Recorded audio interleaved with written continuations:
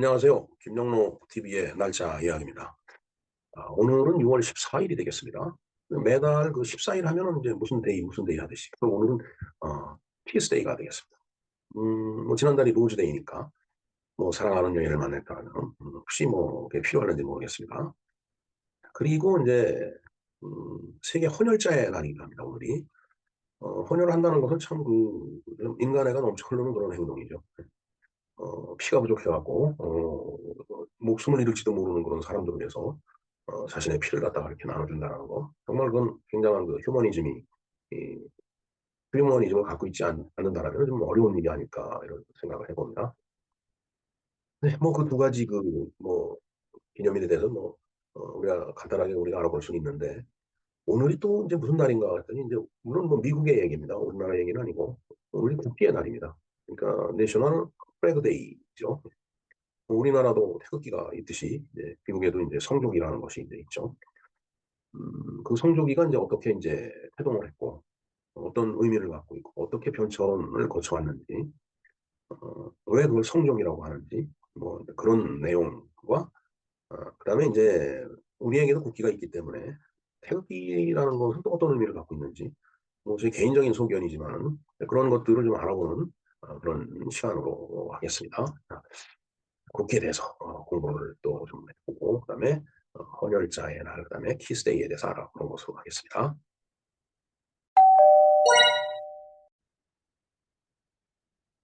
네, 오늘은 이제 키스데이죠. 아, 뭐, 뭐 좋은 얘기입니다. 6월 14일은 연인끼리 서로의 사랑을 확인하며 키스하는 날이다. 네, 키스데이의 유래는 알려지지 않았으나 일부 기업들은 키스데이에 맞춰 연인끼리 함께 할 수 있는 이벤트나 로맨틱한 선물 등을 홍보하기도 한다. 다분히 그 상업적인 그런 의도에서 만들어진 어, 날이 아닌가 이런 생각이 듭니다.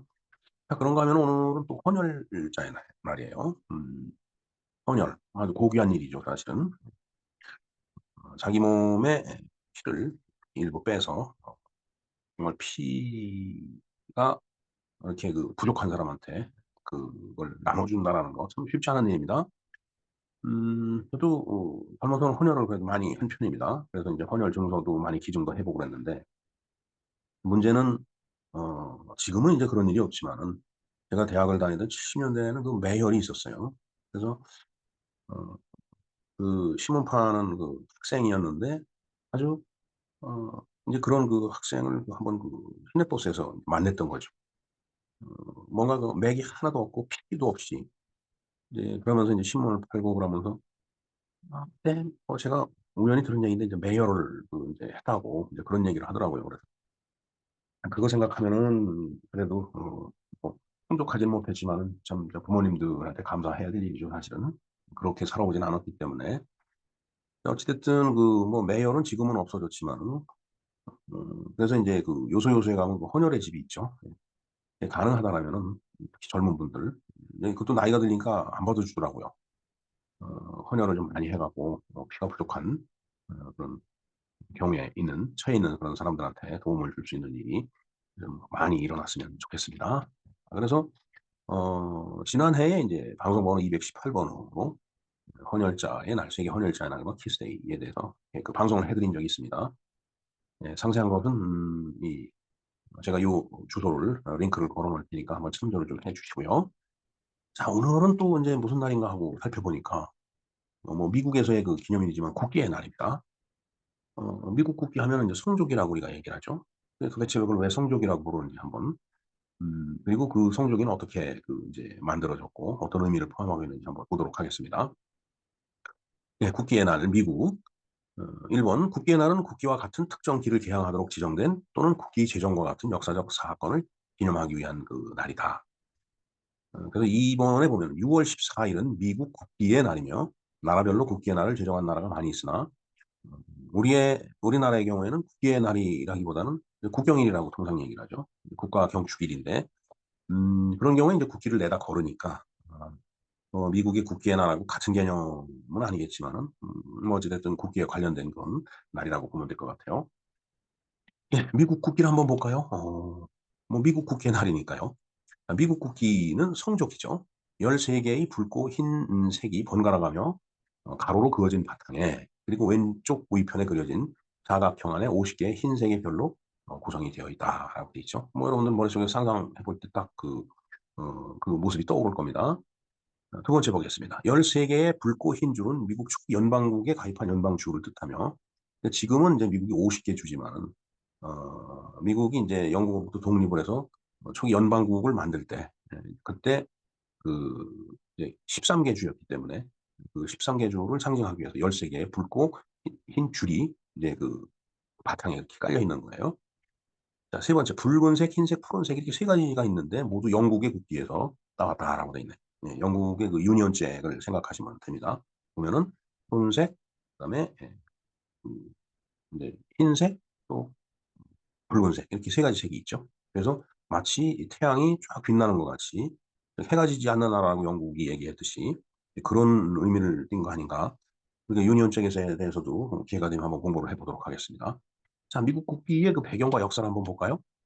1776년에 미국이 독립선언을 했는데 그 후에 1777년이네요. 1년 뒤에 미국을 상징하는 국기가 선정이 되었는데 푸른색 바탕에 13개의 별들이 원을 이루는 것이었다. 그러니까 지금 여러분들이 상상하는 거하고 조금 달라요. 그 13개의 별이 그 이제 원을 이렇게 쭉 그린 그런 이제 국기였다라는 얘기죠. 근데 이제 현재와 같이 빨간색과 하얀색 줄무늬는 대륙 해군에서 사용하던 군함기에서 유래가 되었고 이러한 줄무늬는 영국 동인도 회사의 기에서 유래되었다고 하나 싫지는 않다라고 되어 있습니다. 그러니까 어떻게 이제 그 국기가 유래가 됐는데 뭐 이 도대체 어디서 누가 뭐 이렇게 썼는지 명확하지가 않은 거예요. 우리나라 국기도 이제 대충 그렇죠, 사실은. 예. 그만큼 이게 뭐 민간에서부터 이렇게 쓰여오던 그런 것이 이제 정식으로 되다 보니까 유래를 찾기가 쉽지 않은 경우도 있는 모양입니다. 세 번째 볼까요? 48개의 별을 담은 국기는 1912년에서 1959년까지 쓰였네요. 그때는 48개 주였는가 봅니다. 그리고 49개의 별을 담은 국기가 1959년 1년 동안 사용이 됐고요. 그다음에 1960년에 하와이주가 미국의 59번째 연방주로 가입된 후에 50개의 별을 담은 국기가 오늘날 미국의 공식적인 국기로 지금 쓰이고 있다라는 얘기네요. 네. 언뜻 보면은 50개 주가 아주 오래전부터 있었던 것 같은데 그게 아니네요. 59년까지는 49개. 그다음에 이제 1966년 60년에 하와이가 편입이 됐기 때문에 50개의 별이 이제 그때부터 쓰였네요. 그러면 6.25 때 이제 미군들이 왔을 때는 어 48개를 썼네요. 6.25 때는. 야, 그걸 몰랐었습니다. 혹시 어 6.25 그 전쟁 영화를 만드는 분들 미국 국기를 그 별 50개 있는 거 쓰면 고정이 틀린 거가 되겠네요. 뭐 잘 알아서 하시겠지만은. 네 번째 보겠습니다. 자, 미국의 국기는 미국의 주 스테이트의 숫자에 따라 별의 숫자가 결정되기 때문에 앞으로도 미국의 주의 수의 변화에 따라 국기가 바뀔 가능성은 있으며 새로운 주가 연방에 가입할 경우 가입 후 첫 번째 해 독립기념일에 별의 숫자가 변경이 된다. 예를 들어서 뭐 어떤 나라가 나 뭐 이거 먹고 살기 힘드니까 우리 미국의 그 연방에 가입을 할래. 그래서 51번째로 이제 연방에 가입이 된다라면은 가입하고 나서 첫 번째 해의 독립기념일 10월 4일에 그 별의 숫자가 변경된 국기가 적용이 된다라는 얘기네요. 다섯 번째 보겠습니다. 미국의 국기는 13개의 줄과 50개의 별로 이루어져 있기 때문에 흔히 이를 두고 성족이라고 얘기를 하죠. 자, 이 성조라고 하는 것은 13개의 그 이제 줄이 있고 그게 스트라이프죠, 스트라이프. 줄이 스트라이프예요. 그다음에 이제 스타라는 게 이제 별이죠. 그러니까 50개 별과 13개 줄을 놓고서 별 50개, 스타 50개, 그다음에 스트라이프 13개. 이게 스타가 별 송자죠. 그다음에 이 스트라이프가 영어로 한자로 표현할 때 이 조자가 됩니다. 무슨 이 조는 뭐 몇 조 몇 조 뭐 이렇게 조목 같은 걸 얘기를 할 때 그러니까 이제 이렇게 순서를 얘기를 하는 거죠. 그러니까 13개가 쭉 이렇게 순서적으로 있으니까 그걸 이제 조자로 표시를 한 거예요. 그래서 성족이라고 한자로 이렇게 쓰고 우리는 성족이라고 읽죠. 네. 뭐 일본 사람들은 뭐 다르게 읽을 겁니다. 아마. 어떻게 읽겠죠. 중국 사람들도 자기네들 발음대로 읽을 겁니다. 아니면은 Stars and Stripes를 다른 말로 번역을 해서 쓸 수도 있겠죠. 어찌됐든 우리나라는 성족이라고 쓰고 있습니다. 자, 여섯 번째 볼까요? 별이 그려진 사각형이 전방을 향해야 된다. 이게 이제 국기를 개양할 때 얘기죠. 어, 뭐 그 기뽕 깃대 쪽으로 인제 사각형이 인제 가죠. 뭐 거꾸로 매다는 경우는 없을 겁니다. 그리고 기뽕 쪽으로 인제 사각형이 인제 가는 거죠. 어 즉 깃대에 매달 때는 사각형이 깃대 쪽에 오며 사람이나 차량 등의 오른면에 부착할 때는 사각형이 국기의 오른편에 그려짐. 음. 그러니까 깃봉 깃대에 사각형이 이렇게 딱 닿도록 그렇게 인제 인제 국기를 개항을 한다는 얘기예요. 그다음에 일곱 번째 좀 독특하네요. 성조기를 거꾸로 개항을 하게 된다면은 긴급 구조 신호인 SOS 의미가 된다라고. 참 네 좀 처음 알았습니다 저도. 그리고 인제 조기는 인제 기폭만큼 이렇게 내려서 나는 거죠. 뭐 우리도 그건 마찬가지입니다. 자 그다음에 규격과 색상을 한번 볼까요? 뭐 이게 상당히 전문적인 얘기가 될 수도 있는데 미국 국기 규격에 대해서 뭐 여기 지금 뭐 보면은 가로 세로 해서 A, B, C, D 뭐 EF 뭐 나오죠. 이게 인제 규격을 얘기하는 거예요. 이게 비율이죠 이게 비율. 비율대로 이렇게 인제 만든 겁니다. 음 자 그래서 인제 예 그 A부터 L까지 여기에 인제 이 표시가 다 있는데 어 그 비율대로 이 국기를 만들어라는 얘기가 이제 되는 거죠. 자 그래서 국기의 비율이 이게 A가 세로가 10 이고 그다음에 B 가로가 19 다라는 얘기예요. 그러니까 10대 19의 사각형에다가 직사각형에다가 이 비율에 맞춰 갖고서 이렇게 그려 놓으면 되는 거죠. 어떻게 보면은 뭐 단순할 수도 있는데 뭐 태극기보다는 쪼끔 단순한 것 같네요. 태극기 그리는 것보다는. 미국 국기의 색상은 빨강과 파랑과 하양 이 세 가지 색이 있다. 요거 맞죠? 예. 줄이 하나는 빨간 거고 또 하나는 하얀 거죠. 그렇게 반복이 됩니다. 그리고 어 별이 있는 그 바탕은 파란색이고 별은 하얀색. 그러니까 파랑, 빨강, 하양 세 가지 색깔이 있는 거죠. 자 새로운 주가 국기 디자인 이렇게 돼 있는데 아까도 말씀을 드렸죠. 새로운 주가 연방에 추가되면서 국기 디자인도 거기에 맞춰 쭉 바뀌어 왔다. 그리고 줄 무늬도 15개 주일 때 함께 늘어났으며 그 후로 13 개로 인제 고정이 됐다. 음. 15개 주일 때 함께 늘어났으나 그 후로 그러니까 13 개까지 늘어났다가 인제 가입 당시에 주가 13 개니까 그 후에 13 개로 다시 인제 환원해서 고정을 시킨 거네요. 자 미국의 국기는 여러 개의 주가 추가되면서 현재의 국기가 탄생하였다. 아까 그 말씀을 드렸죠. 네. 네. 이모티콘이 국기에 대해서 좀 충성맹세하듯이 경례를 하고 있습니다. 네. 자 미국이 인제 패권국이죠. 또 거대한 나라예요. 그러나 인제 그보다 더 중요한 나라가 바로 우리 대한민국이죠. 우리의 태극기에 대해서도 좀 잘 알아야 될 것 같아요. 그래서 제가 태극기를 지금 뭐 그리는 방법이라든가 그 뜻 같은 거를 다 말씀드리기는 어렵고 이 행정안전부의 업무 안내가 이렇게 나와 있습니다. 요것도 제가 링크를 걸어 놓을 테니까 한번 참조를 해 주시기 바랍니다.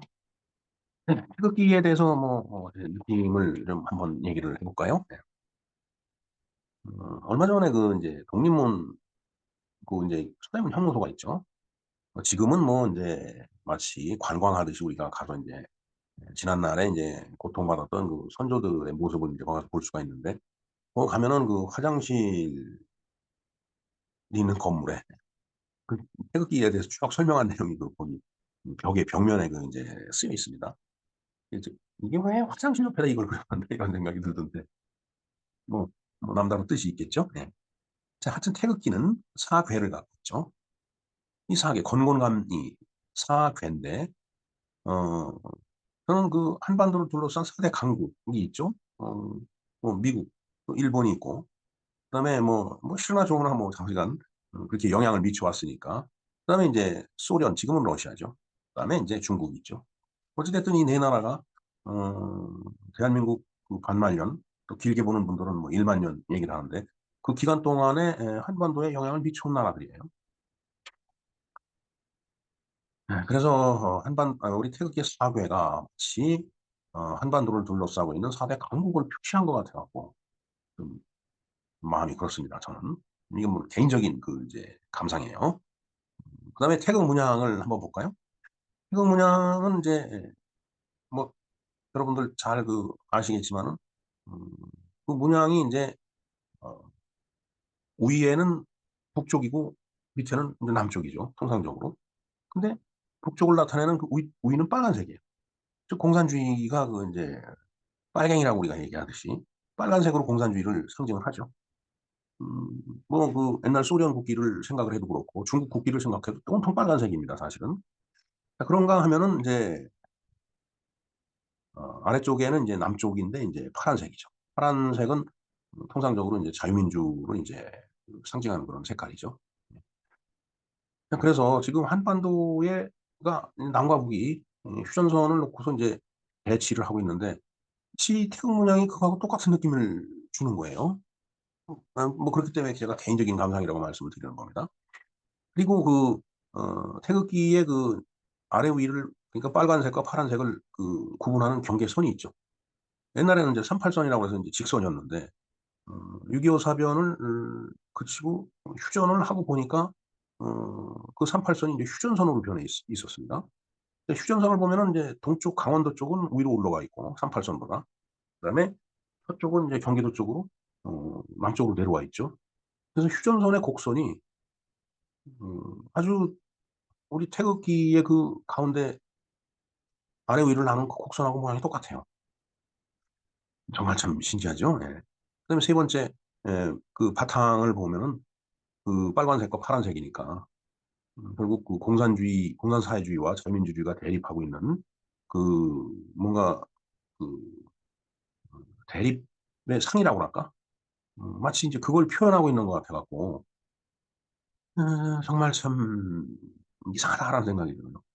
태극기 안에 이런 대한민국의 근현대사가 고스란히 그 속에 꽉 박혀 있는 것 같다는 생각이 들어 갖고, 물론 뭐 일본은 인제 동그란 빨간 원 하나만 있죠.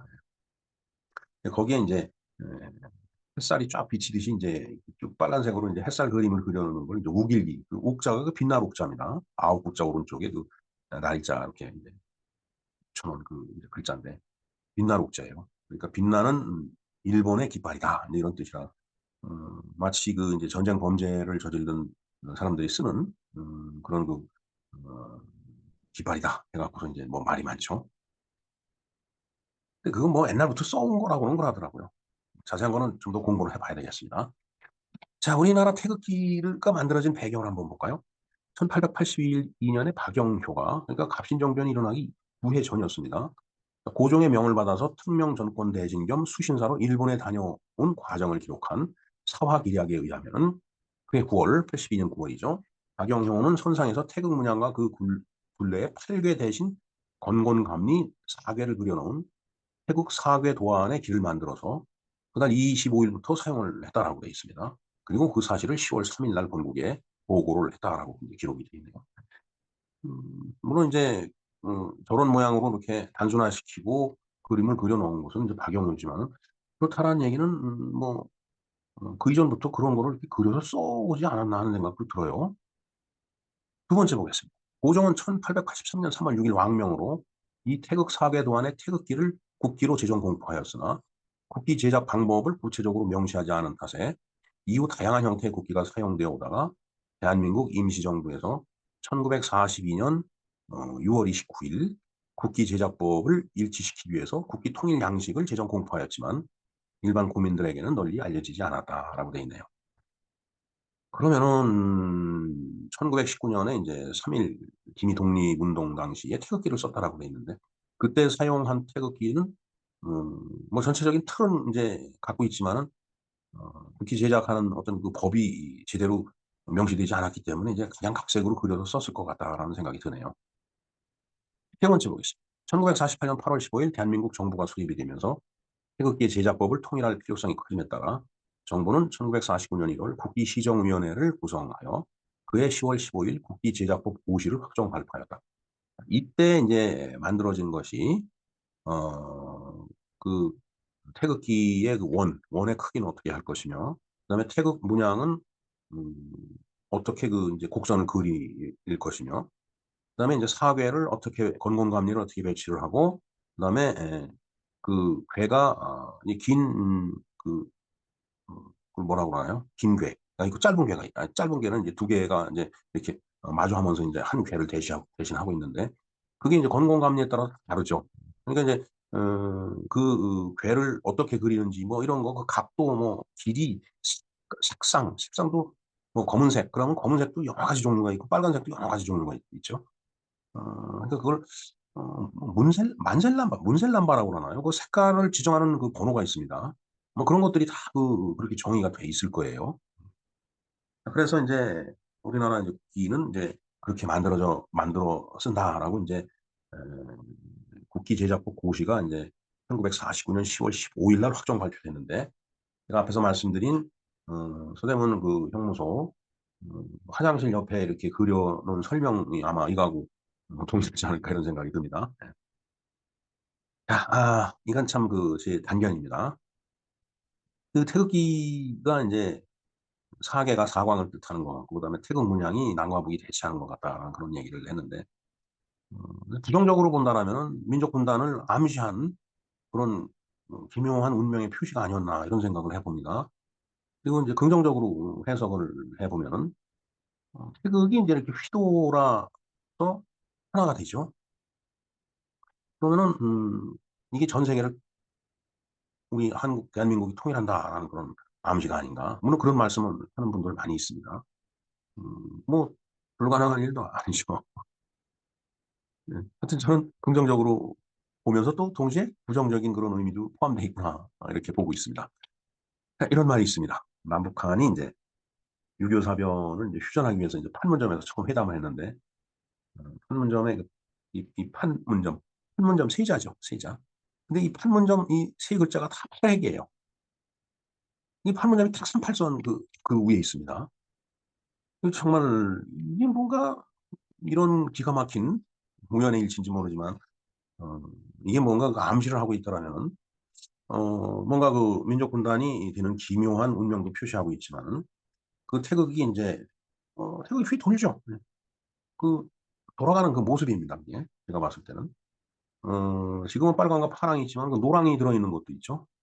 그게 인제 휙 돌면은 그야말로 인제 하나로 인제 통일이 되기 때문에 정말 한반도에서 전 세계 인류, 지구를 통일하는 그런 기적의 역사가 일어나거나 아니면 그런 지도자가 나온다. 뭐 남들은 정신승리라고 얘기를 하는지 모르지만 한번 그런 상상도 해 보고 있습니다. 뭐 누가 알아요 또? 그런 훌륭한 인물이 나올지. 네.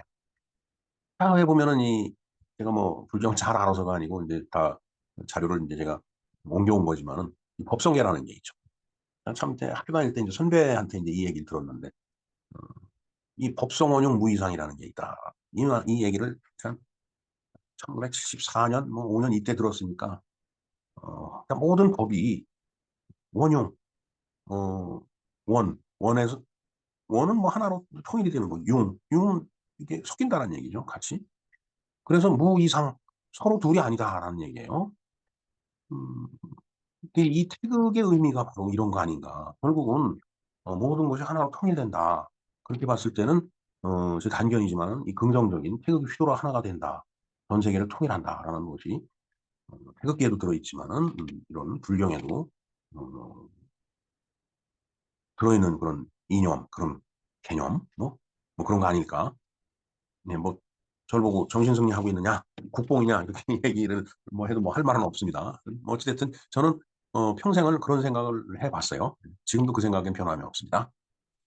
자 그렇듯이 우리 한민족이 세상을 하나로 만들어 구원을 할지 누가 알겠습니까 정말. 구원을 하든 또 패권을 잡든 대한민국이. 어 이제 그런 말이 있죠. 중국이 인제 와해가 되고 그렇게 되면은 인제 만주가 인제 보토죠 우리. 회복이 되고 그러면은 어 만일 그렇게 된다라면은 물론 뭐 가정이지만 그렇게 된다라면 뭐 못할 얘기가 아니에요 사실은. 전 세계를 통합할 수 있는 그런 저력을 가진 나라로 거듭날 수 있지 않을까 이런 생각을 합니다.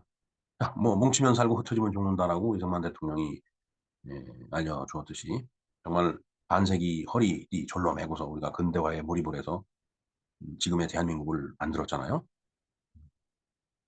그런데 저는 참 우리나라가 이 반도이기 때문에 대륙 세력과 해양 세력이 다 부딪히는 데였기 때문에 어 이 한국 사람들이 순간적으로 이렇게 들끓어올라다 팍 식어버리는 그런 성질이 있어요. 그게 인제 반도 기질이라고 저는 보는데 그러니까 이 양은 냄비가 얇잖아요. 그다음 물을 끓이면 그냥 바로 끓어 갖고 인제 빠지직 빠지직하고 끓는데 보글보글 보글보글 빠글빠글하고 식을 때 보면 또 불어 팍 식는다라는 얘기죠.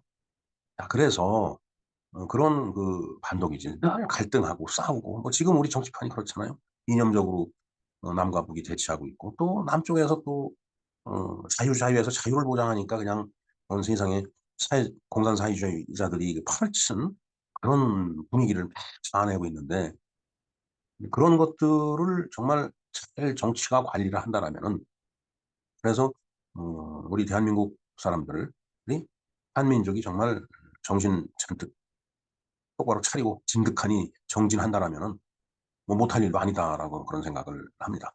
안 그럴까요? 국민 여러분. 저는 그런 생각을 늘 하고 있습니다. 그런 지도자가 이 땅에 다시 나오겠지 하는 그런 지도자가 사실은 저는 이승만 대통령이 정말 건국을 하고 근대화를 시킨 박정희 대통령 때문에 이제 여기까지 왔는데 정말 전 세계를 하나로 통일해서 어, 뭐 패권을 잡든 아니면 정말 어, 커다란 그 세력으로 성장하든 네, 그런 지도자가 백마를 든 추인이 나타나기를 기대하는 마음, 학수고대하는 마음, 솔직한 심정이 되겠습니다. 자, 우리 그 대한민국 한민족 사람들 한번 힘을 내 보시죠. 네. 뭐 쪽박을 차든 대박을 치든 둘 중에 하나 아니겠어요? 정말 요즘 그 미국 돌아가는 거 보니까 이 미국도 뭐 저런 식으로 자꾸 하다가 그 지금까지 누려온 그 세계적인 패권을 내놓지 않을까. 오늘 아침 뉴스를 들으니까 뭐 부도 선언을 해야 되는 뭐 이런 얘기가 있더라고요. 참 뭐 미국도 정말 뭐 중국이 이제 뭐 자칭 G2라고 하지만은 중국도 굉장히 어려운 것 같아요 지금. 자, 이럴 때 우리가 정신을 차리고 뭔가를 좀 하면 될 것 같은데 우리는 여전히 여의도에서 쌈박질을 하고 있습니다. 참 안타깝고 답답한 시간이 지금 지나가고 있는 거예요. 뭐 잘해야죠. 뭐 못하면 쪽박 찰 거고 잘하면 대박을 낼 거고 뭐둘 중에 하나 아닐까 이런 생각을 해봅니다. 네, 어찌됐든 키스데이 그다음에 헌혈의 날 그다음에 미국 국기의 날 그와 더불어 우리 태극기에 대해서 우리 태극기가 원대한 뜻을 포함하고 있는 그런 상징적인 그런 깃발이다라는 그 말씀을 드리면서 방송을 마치도록 하겠습니다. 네, 이상 김영로 TV의 날짜 이야기였습니다. 감사합니다.